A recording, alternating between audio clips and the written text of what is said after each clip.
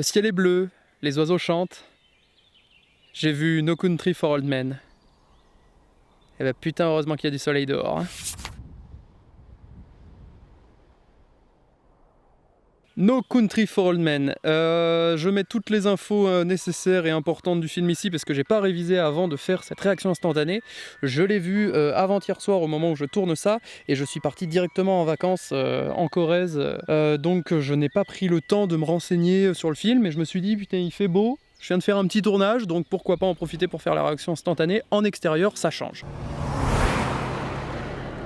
Du coup, on a un film que je voulais voir depuis un moment, que je ne connaissais pas forcément.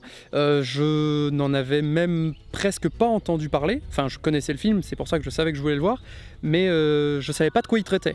Je savais juste, j'avais eu depuis quelques semaines, mois, des bribes d'informations sur le personnage de Javier Bardem, du coup, qui est l'un des personnages principaux, l'un des deux personnages principaux. Oui. Mais voilà, donc comme j'avais quelques infos, ça m'a vraiment donné envie de le voir vraiment, et je l'ai vu, et voilà. Pour faire un bref résumé du film, c'est un film qui va donc mettre au centre de l'intrigue le personnage de Josh Brolin, qui s'appelle Llewellyn Moss,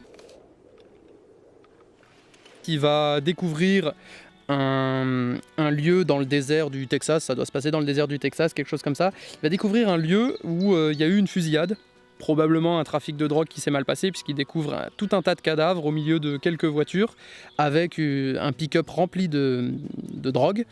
Et finalement, il va remonter la trace du dernier gars qui s'en serait sorti, qui a une mallette pleine de billets, donc l'argent de la transaction, et il va récupérer cette mallette parce que tout le monde est mort autour, donc il se dit le fric il est pour moi. Sauf qu'il y a un gars qui va se mettre à sa poursuite. Ce gars, c'est Javier Bardem, et c'est un psychopathe en fait, c'est un tueur psychopathe. Je peux savoir en quoi ça vous regarde. Pareil, on s'en rend très vite compte dans les 5-10 premières minutes du film. Mais voilà, mais moi je ne le savais même pas, avant d'être spoil du fait que Javier Bardem était apparemment psychopathe dans ce film. Je ne le savais même pas avant, et vous ne le saurez pas non plus si vous n'avez pas vu le film avant la réaction instantanée, j'en serais désolé. Vous savez plus du tout ce que vous dites. Mais pour le coup, ça fait... ça glace un peu le sang, ce film. Et le titre n'y est pas pour rien, c'est que vraiment, on est en tension du début à la fin. Il y a très peu de musique dans ce film, et ça participe à l'énorme tension, l'énorme poids que fait reposer le film sur vos épaules sans que vous fassiez rien pour, en fait. C'est vraiment une tension constante, c'est une poursuite où on retient son souffle tout le long. Je peux taper des records du monde d'apnée. Hein. Je suis resté mais en tension, le cul vissé sur mon canapé en mode « Ouh putain, il va se passer une dinguerie, il va se passer une dinguerie !» Waouh, et tout le film est comme ça. Et waouh, voilà, si je fais une revue instantanée, de toute façon, c'est que je suis pas déçu de ce film, je voulais le voir depuis longtemps, je l'ai vu, et j'ai pris ma petite claque quand même. Voilà, il est très bien. Il est très très bien, donc c'est un film des frères Cohen, voilà, ça y est, ça vient de me revenir, c'est un film des frères Cohen, et je crois que pareil, je ne m'étais jamais penché sur leur cinéma avant, il faudra peut-être que je le fasse comme pour Guillermo del Toro, je n'ai toujours pas vu d'autres films de Guillermo del Toro depuis Don't Be Afraid of the Dark. Donc pour faire un résumé un poil plus détaillé, pour ceux qui veulent avoir plus de détails, mais je vais essayer de pas trop spoiler quand même, Llewellyn Moss récupère cette fameuse valise de billets et tente de s'enfuir. Il est quand même très malin ce personnage, et il tente de s'enfuir parce qu'il sait qu'il a des Mexicains aux fesses, plus un meurtrier, donc le personnage de Javier Bardem, dont j'ai oublié le nom. Et du coup, il va essayer de s'enfuir en essayant de se faire la malle discrètement, et mettre sa femme à l'abri en même temps, parce qu'il a une petite femme, qu'il envoie plus loin pour qu'elle s'en sorte. Parce qu'il sait très bien que les mecs vont débarquer chez lui à un moment donné, donc il est pas fou, et donc il fait fuir sa femme, et lui il essaye de s'en sortir comme ça, avec le tueur à ses trousses. Dans un parallèle, on a le shérif, le vieux shérif du comté, qui est le personnage de Tommy Lee Jones, du coup,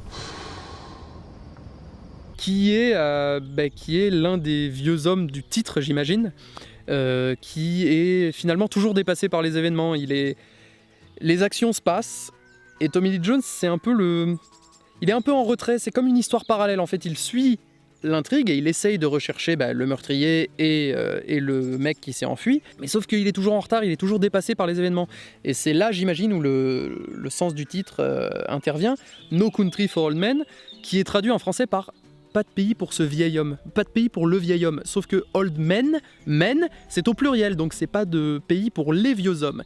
Et moi ce que je comprends par pas de pays pour les vieux hommes, c'est que ils sont dépassés, les temps modernes dépassent ces vieux hommes qui sont, qui ont fait leur temps finalement.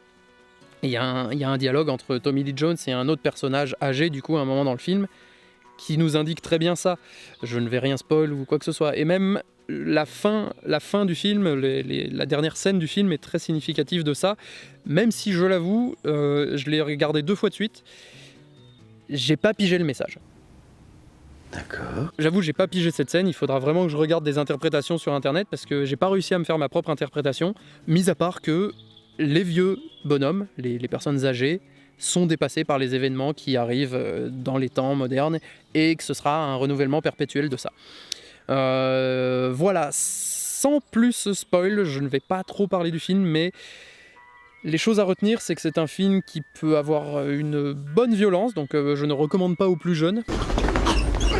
Il y a une énorme tension, il faut se poser devant et se plonger dedans, et là vraiment, on est tout le temps en tension, on est vraiment derrière ce personnage principal qui a ce tueur aux trousses, et vraiment ça fout un coup de pression, et j'aime bien l'ambiance du film.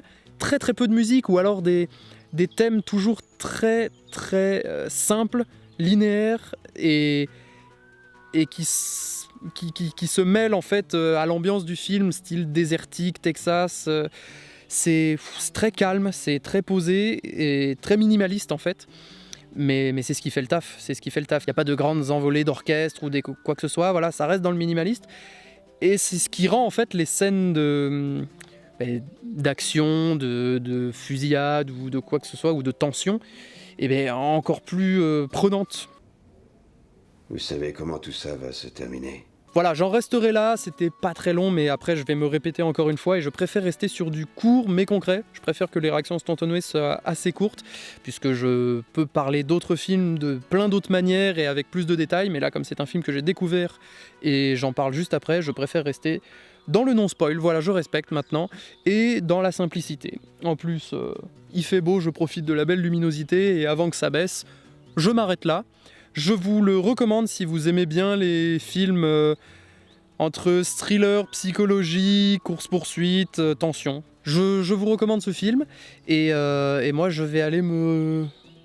Et là c'est le moment où j'ai eu un trou et que je ne savais plus quoi dire. Donc voilà, bref, je vous recommande grandement ce film. Moi je vais continuer mon petit bonhomme de chemin et finir mon petit tournage dans lequel je me suis arrêté pour faire cette réaction instantanée. Je vous dis de me suivre comme d'habitude sur les réseaux sociaux qui s'affichent si j'ai bien fait mon boulot en bas de cet écran, et même vous aurez les liens dans la description si j'ai super bien fait mon boulot. Je parle à Gaël du futur. Et du coup, je vous souhaite à tous la bonne journée, les petits visionneurs, et à la prochaine pour une autre vidéo. Ciao ciao.